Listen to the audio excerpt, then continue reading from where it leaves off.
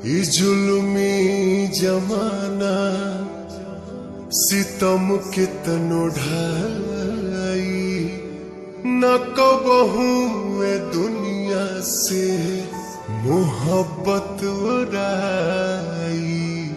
और जब रोग हो जे जानी उजानी, कदर बेकदर के समझ में न आई।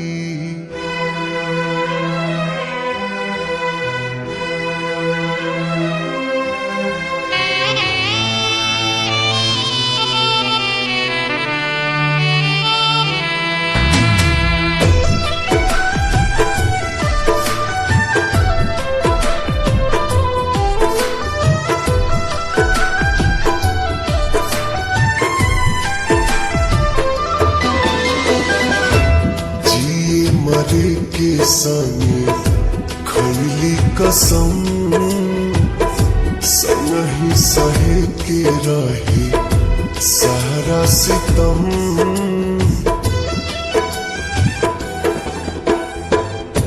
जिए मरे के संगे खैले कसम, संग ही सहे के रहे सारा सितम। जान भैली अनजान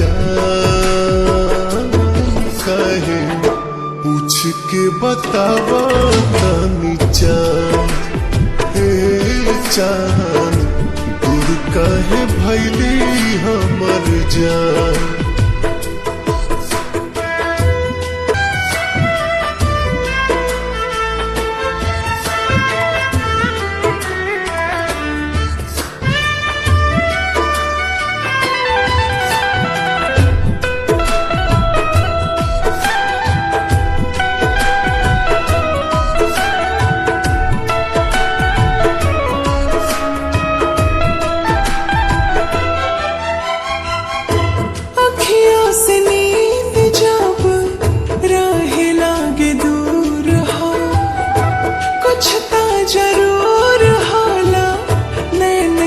कसूर हो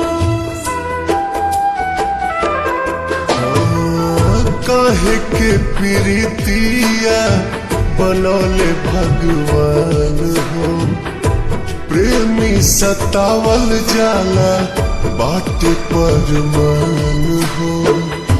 ना जाने कैसन बा दिल की जरूरत हो, हर पल निहारेला उनके ही सूरत हो। टूट गइल सारा अरमान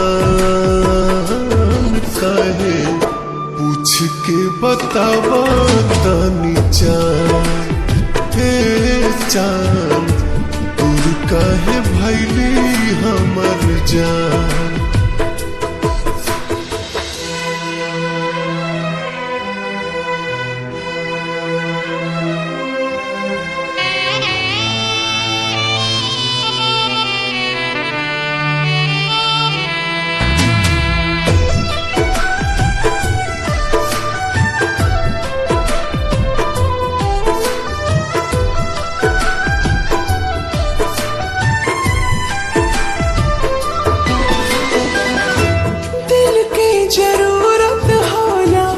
सच्चा दिलदार के बड़ा हार जाए तू ता बुझला न प्यार के।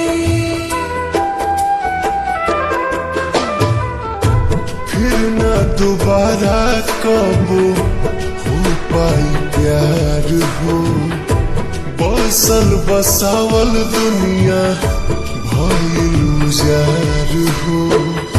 सपनों में ना सोचनी ऐसन कब होई, दिल भर के याद में अखियां कब रोई।